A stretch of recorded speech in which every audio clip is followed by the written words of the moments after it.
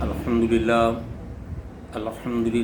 وقفا والصلاة والسلام علی سید الانبیاء اما بعد اعوذ باللہ السمیع العلیم من الشیطان الرجیم بسم اللہ الرحمن الرحیم ویل لکل افاک اثیم یسمع آیات اللہ تتلا علیہ ثم یصر مستکبرا کأن لم یسمعها فبشرہ بعذاب علیم۔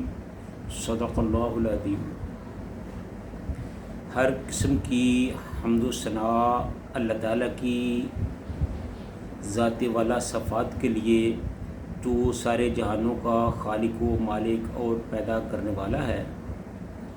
لاکھوں کروڑوں درود و سلام پیارے آقا نبی اقدس صلی اللہ علیہ وآلہ وسلم کی ذات پر، جن کو اللہ تعالیٰ نے سارے جہانوں کا سردار بنایا اور سارے نبیوں کا امام بنایا۔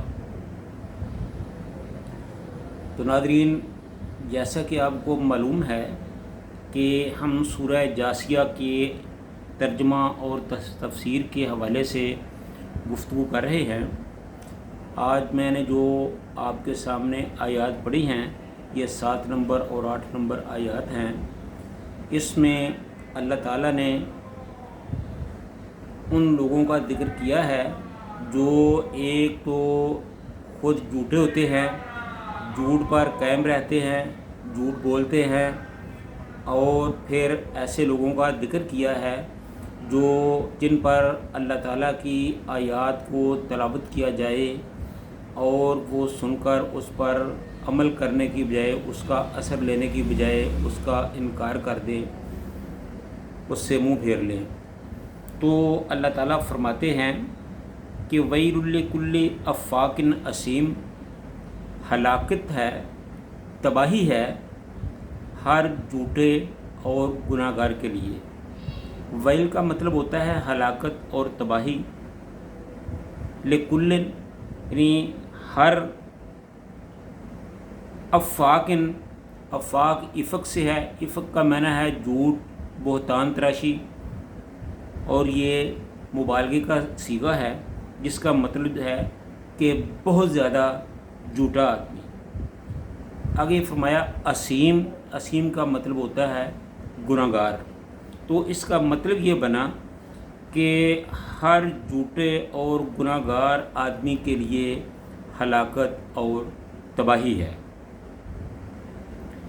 آگے اللہ تعالیٰ نے فرمایا کہ یسمع، وہ سنتا ہے، آیات اللہ، اللہ تعالیٰ کی آیات کو، تتلا، جو تلاوت کی جاتی ہیں، علیہ، اس پر، یعنی کہ ایسا شخص جس پر اللہ تعالیٰ کی آیات کو تلاوت کیا جائے اور وہ اسے سنے،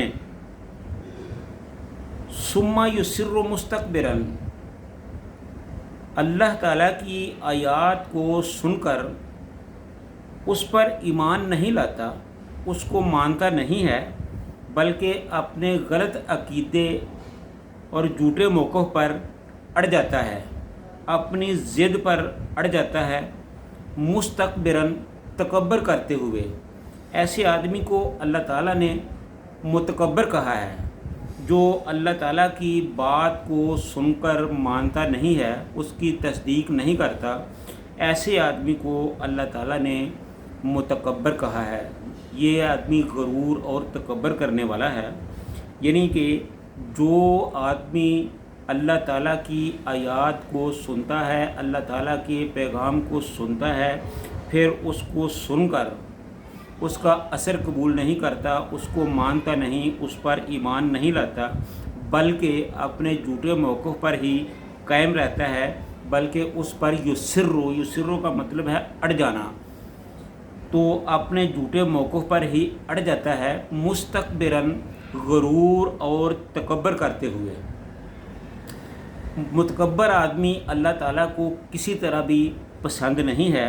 تو یہاں اسی کا ذکر کیا گیا ہے کہ ایسا آدمی بڑا ہی مغرور اور متکبر ہے جو اللہ تعالیٰ کی بات کو، اللہ تعالیٰ کے کلام کو سن کر ماننے کی بجائے اپنے جھوٹ پر اڑا رہتا ہے، اور پھر اس کا جو رویہ ہے وہ اس طرح ہوتا ہے کہ کَأَلَّمْ يَسْمَعْهَا، کہ جیسے اس نے کچھ سنا ہی نہیں، جیسے اس کے کانوں نے اللہ کی باتوں کو، اللہ کے احکام کو سنا ہی نہیں، وہ سنا انسنا کر دیتا ہے اور اپنا توجہ جو ہے وہ دوسری طرف کر لیتا ہے اور اللہ تعالیٰ کی بات کو نظر انداز کر دیتا ہے۔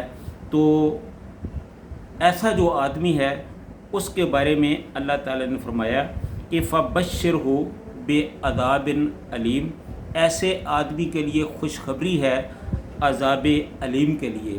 خوشخبری تو خوشی کی ہوتی ہے، یہاں عذاب کا لفظ ہے، تو یہاں جو خوشخبری کا لفظ کہا گیا ہے یہ طنزاً کہا گیا ہے کہ کفار پر طنز کیا گیا ہے کہ ایسے آدمی کو طنزیہ طور پر خوشخبری دو عذاب علیم، عذاب علیم کی۔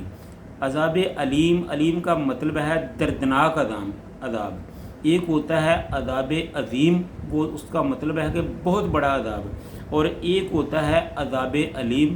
عذاب علیم کا مطلب ہے بڑا ہی دکھ دینے والا عذاب، بڑا ہی دردناک عذاب، ایسا عذاب جو کسی سے سہا نہ جا سکے، کسی سے جیلا نہ جا سکے، اس کو عذاب علیم کہا جاتا ہے۔